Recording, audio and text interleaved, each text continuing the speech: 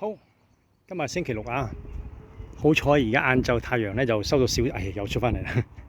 咁啊，係咯，趁呢個時間，嗱呢間屋就租咗啦。不過咧喺舊租客遷出嗰陣時，其實佢哋有剪過草嘅。但係到新租客將會搬入嗰陣時咧，啲草又已經即係生得又翻，即係叫做咁上下啦。咁呢段時間去剪草，咁啊叫舊租客俾錢，咁又好似唔啱。咁啊，叫業主俾咩？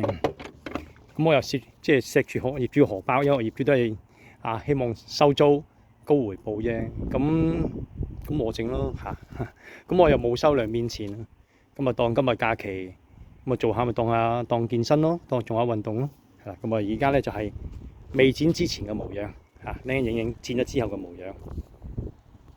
好，不過原來都做咗3個鐘。OK。咁咧就修剪咗啦。咁啲牆邊草咧，因為我冇帶鏟嚟，即係冇帶，一路冇帶個剪嚟啦。不過就算帶咗，我都唔會剪嘅。點解咧？因為就而家啱剪完之後咧，因為我得一部刨草機，我部剪草機咧就借咗俾一個租客。個租客咧佢就租咗我間屋，但係咧佢前業主嗰間屋咧，佢做即係清潔啦，要剪草。佢話佢冇剪草機。咁而我新嗰間屋咧就冇植物嘅，所以又唔使剪草機嘅。咁所以佢話佢唔想買，咁好啦，咁我借我部剪草機俾你啦。咁我借咗部剪草機俾佢咧，咁我冇個剪草機，我用翻呢部刨草機。咁啊刨完啲草之後咧，啲碎草仲喺度嘅。咁但係呢幾日天氣咁曬啦，咁所以由佢曬乾2日。咁曬乾2日咧，周圍吹走啦。咁到時咧有一啲即係未齊口嘅。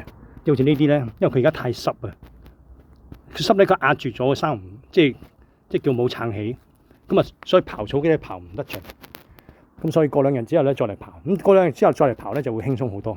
今日就辛苦好多，因為啲草好濕，同埋佢即係如果剪個草就可能會知道啦。如果有剪個草又用刨草機剪咧，就可能會知啦。太長嘅草用刨草機剪咧係好辛苦，因為佢好濕，佢剪完之後咧佢係碎翻喺呢度。咁碎咗一笪笪，咁啊越剪越濕，係啦。咁所以過2日咧，我會再修剪一次，咁嗰陣時先再剪咯。呢啲地方啲草咧，我就通常就唔剪嘅。咁咧剪完之後咧，佢好快生翻。呢啲咧，我直情係掹嘅，掹完之後咧就抌咗佢。其實時間就唔係即係做又唔係好難，不過真係時間問題咯。咁我仲有一個掘添嘅，即係一個掘佢又掘起。咁呢度咧有啲我叫敏感草啦，唔知點講啦嚇，即係會黐手會拮手。咁其實呢啲咧又唔係難處理，佢根好容易，好淺根同埋好鬆根。咁因為而家係單手做啊，咁啊所以就困難有少少困難。咁我中意咁樣咧係連根掹起佢，咁啊連根拔咧。即係連卡佛咧，咁就會再耐少少先會生啲雜草出嚟咯。咁樣連根拔，係啦。咁啊，所以過2日就等呢啲草乾晒啦，生翻啲陣時咧，再嚟剪過。咁今日另一個原因就係剪下呢個螺絲唔見咗，所以成日得單邊咧，咁咧就好吃力，同埋要就咯，好就力咯。呢啲好容易整嘅呢啲。到時呢個會幫業主清埋咯。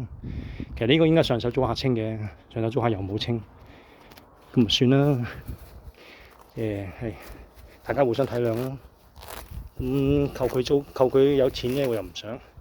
費事又話啲業主刻薄，咁啊自己做咯，係啦。好，大概咁。咁而家要去買餸煮飯。今晚睇波。到呢度完。